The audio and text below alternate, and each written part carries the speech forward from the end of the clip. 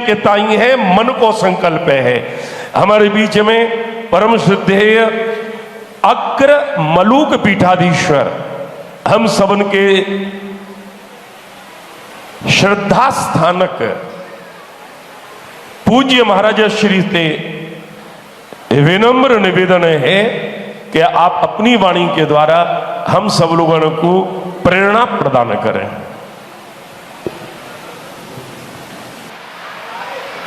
विश्व हिंदू राष्ट्र की जय हो। केवल भारत हिंदू राष्ट्र नहीं, जैसा पूज्य श्री ठाकुर जी ने कहा कि 3000 साल पहले हिंदू वैदिक सनातन धर्म को छोड़कर दूसरा कोई धर्म इस धरती पर नहीं था। तो भगवान कृपा करें, उनसे प्रार्थना है कि पुनः केवल भारत हिंदू राष्ट्र नहीं, पूरा विश्व हिंदू राष्ट्र हो।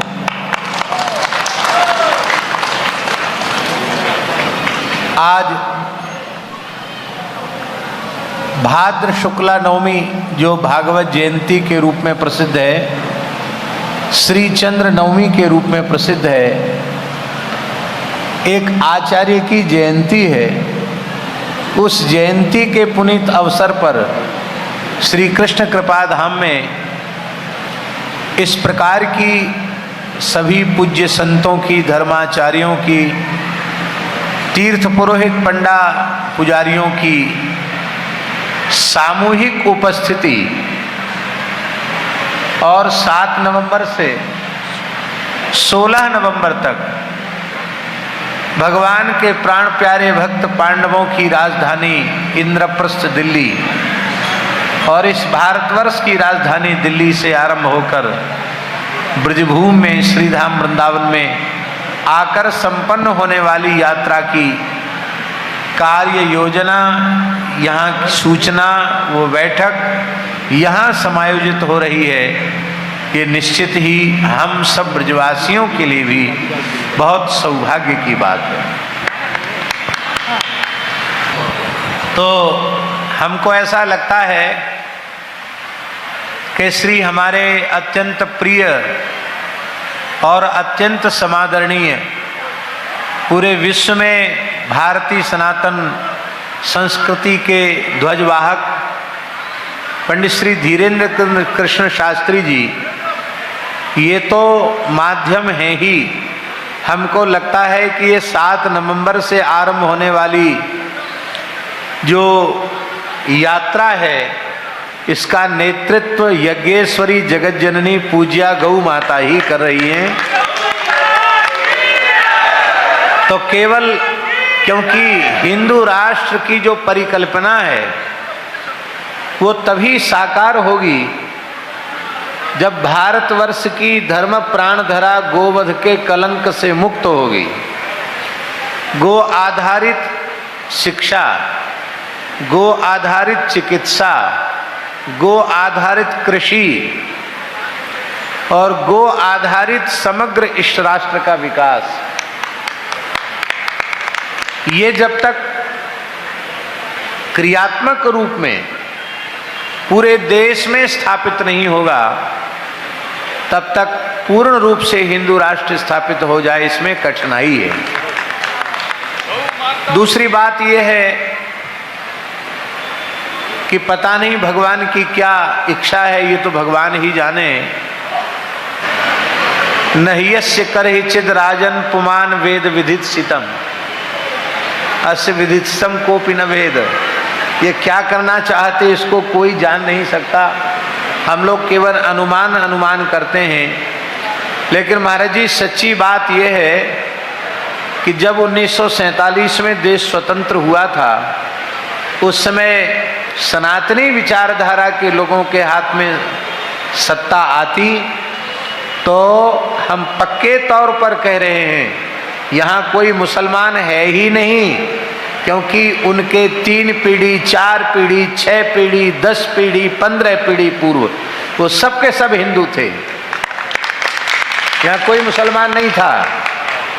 लेकिन देश के स्वतंत्र होने के बाद बहुसंख्यक हिंदू इस देश में 2 नंबर का नागरिक हो गया। यदि समान नागरिकता ही महाराज जी होती तो जितने मुसलमान थे वो सब पुनः अपने घर वापसी हो गई होती।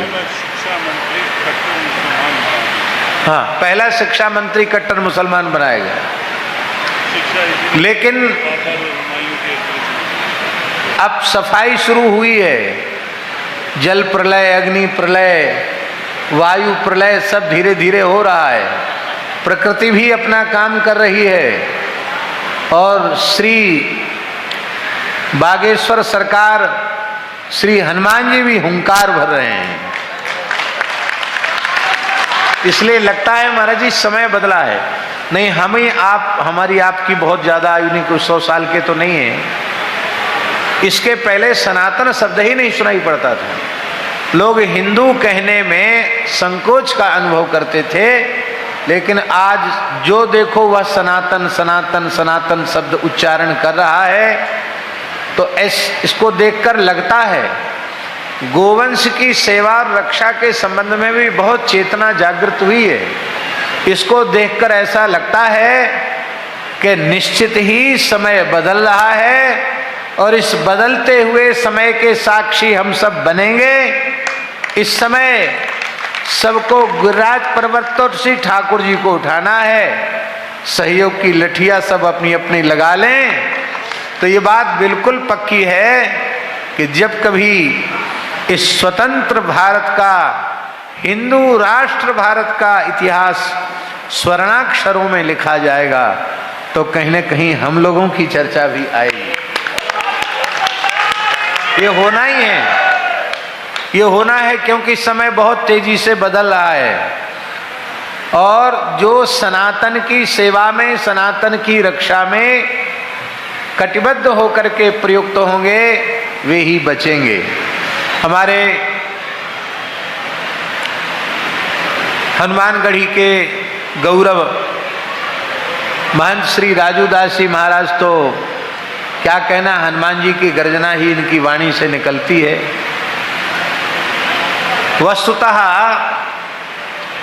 उस काल में पाकिस्तान के 2 टुकड़े करके एक नए बांग्लादेश का निर्माण करके एक दुश्मन से 2 दुश्मन तैयार करने की भूल उस काल में की गई थी। ये बात बहुत कड़वी है, लेकिन महाराज जी सत्य है। पहले एक दुश्मन था, हमने जानबूझकर 2 दुश्मन तैयार कर दिए, क्योंकि उस सभ्यता के मूल में उसकी सोच ही ऐसी है कि जो अपने अतिरिक्त किसी दूसरी सभ्यता को सहन कर नहीं सकती। यदि विश्व की जितनी सभ्यताएं हैं उनको यदि बचाने की इच्छा है तो भी हिंदू का संगठित होना बहुत आवश्यक है और पूरे विश्व में हिंदू सनातन संस्कृति के प्रति आकर्षण भी बढ़ रहा है। पूज्य स्वामी श्री प्रज्ञानंद जी महाराज बोल रहे थे कि महाराज जी समय इतनी तेजी से बदल रहा है कि ईसाई देश और कट्टर मुस्लिम देश भी धीरे धीरे वहाँ से उनका मोह भंग हो रहा है और पढ़े लिखे लोग इस दिशा में आने का प्रयत्न कर रहे हैं, क्योंकि शांति सबको चाहिए और वह केवल वैदिक सनातन संस्कृति ही प्रदान कर सकती है।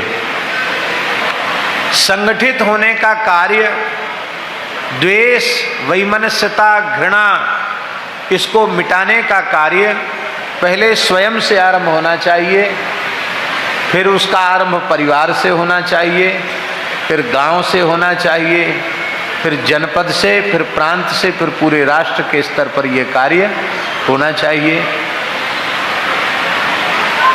और अपने अपने स्वधर्म का पालन करते हुए भी सब वैमनस्यता, द्वेष और घृणा और भेद की बुद्धि को मिटा करके प्रेम के एक सूत्र में बंध सकते हैं। यही विशेषता है हमारे सनातन धर्म की। महाराज जी, आज हिंदू समाज जो विखंडित हो रहा है, उस विखंडित हिंदू समाज को संगठित करने की प्रेरणा किसके भीतर जगी? एक ब्राह्मण बालक के हृदय में ही हनुमान जी ने ये प्रेरणा जगाई कि आज हमारे भाई हमसे छिटक रहे हैं, भटक रहे हैं, हमसे अलग हो रहे हैं, आज वे भी हमारे साथ मिलकर एकता का अनुभव करें। महाराज जी, हमारे ठाकुर जी का तो बहुत व्यापक दृष्टिकोण है कि सनातन की सभी शाखाएं एकजुट हों, अच्छी बात है। महाराज जी, केवल वर्णाश्रम व्यवस्था को मानने वाला हिंदू ही यदि संगठित हो जाए तो केवल भारत नहीं पूरी दुनिया पर शासन करने में समर्थ है। इतनी महत्वपूर्ण व्यवस्था पूरी धरती के किसी मत पंथ में न कभी भई है न आगे हो सकती है। यहाँ इस वैदिक सनातन परंपरा को मानने वाला व्यक्ति न कोई भूखा है, न कोई नंगा है, न कोई बेरोजगार है।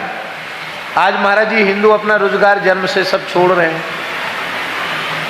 नाई शहरों में बड़े से ज्यादा नाई सब मुसलमान हैं, और जब वो हजामत बनाने का काम करते सबसे पहले चोटी काटने का काम करते हैं।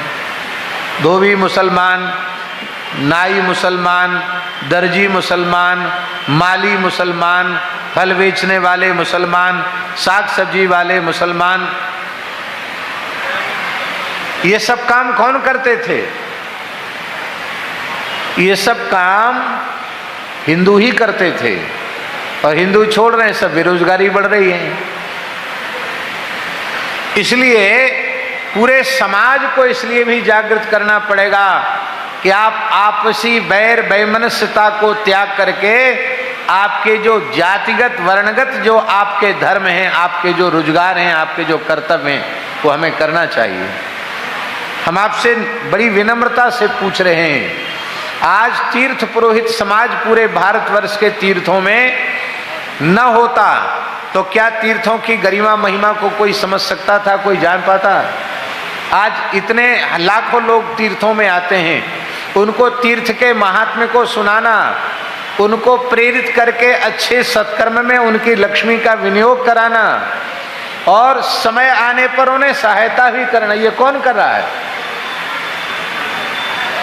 रोजगार तो और भी हो सकते हैं, लेकिन हमें अपनी परंपरा से प्राप्त जो रोजगार हैं उसको करते हुए वैदिक सनातन धर्म की सर्वविध सुरक्षा का कार्य करना चाहिए, और अपनी अपनी गुरु परंपरा, अपनी अपनी सिद्धांत परंपरा का अक्षरशः पालन करते हुए भी एक साथ एक मंच पर एक साथ बैठने की सबको आवश्यकता है। हम लोग अपनी अत्यंत मूल्यवान ऊर्जा केवल एक दूसरे को नीचा दिखाने में लगा रहे हैं। हमको किसी ने कल कहा कि अभी जो बहुत जोर शोर से प्रकरण चल रहा है, आप भी कुछ कहिए। तो हमने उनको कहा, शास्त्री जी, हमने उनको कहा, इसको बनाकर रखना चाहते हो, कोई इसको सनातन धर्म के लिए सबसे अधिक घातक मानकर इसको समाप्त करना चाहते हो? आप क्या चाहते हो ये बताओ?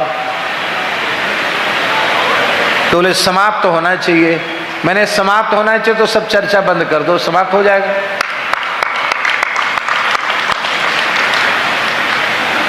तो बहुत बड़ी आवश्यकता है कि सब अपने अपने विचारों को जीते हुए धर्म रक्षा, राष्ट्र रक्षा, पूरे विश्व में हिंदुत्व की प्रतिष्ठा हो, इसके लिए सबको एक साथ एक मंच पर बैठने की आवश्यकता है। आपकी अपनी अपनी परंपराएं हैं, अपने छड़ी छत्र सिंहासन से आप बैठिए, लेकिन गोरक्षा, राष्ट्र रक्षा, धर्म रक्षा की बात हो तो केवल छड़ी छत्र सिंहासन या मंच नहीं, रोड पर बैठने की बात हो तो बिना आसन के रोड पर बैठने में भी संकोच नहीं करना चाहिए। जो यमुना जी की शुद्धिकरण के लिए जो चर्चा हो रही है, वही स्थिति विकृति आने लगी थी नर्मदा जी में। महाराज जी ने, हमारे बड़े गुरु भाई पूज्य स्वामी श्री गिरीशानंद जी महाराज कमर कस के खड़े हो गए जबलपुर में, और श्री नर्मदा जी के स्वरूप के संरक्षण के लिए आप आज श्री नर्मदा जी का पीने लायक जल है।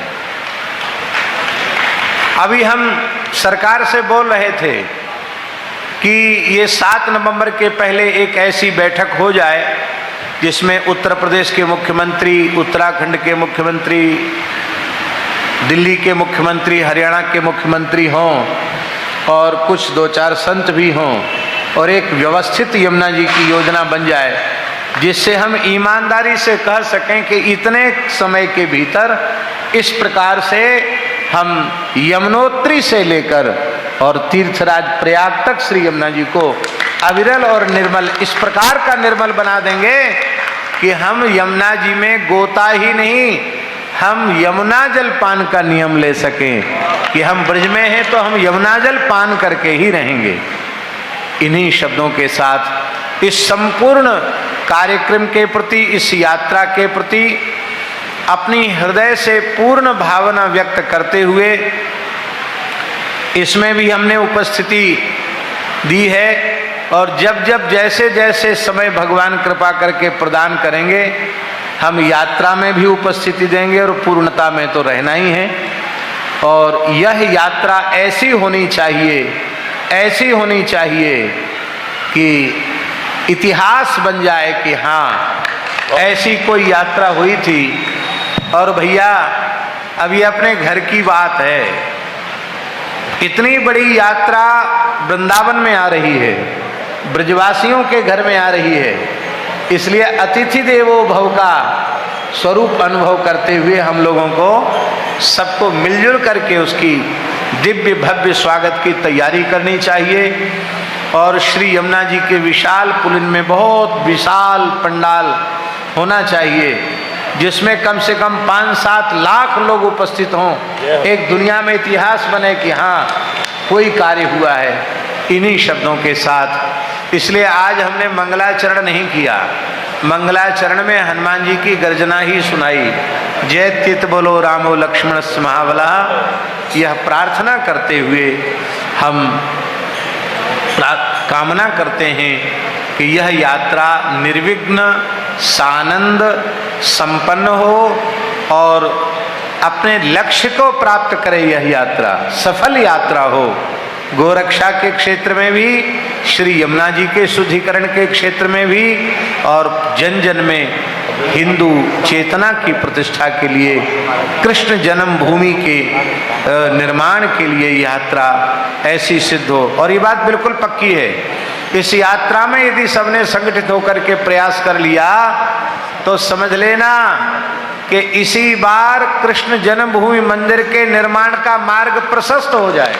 जय हो, जय हो, साधु साधु। इन्हीं शब्दों के साथ मंच पर विराजमान सभी पूज्य संतों को, महापुरुषों को अलग अलग नाम लेंगे तो कुछ छूट जाएंगे और ऐसे बोल लेने से कोई नहीं छूटने वाला है।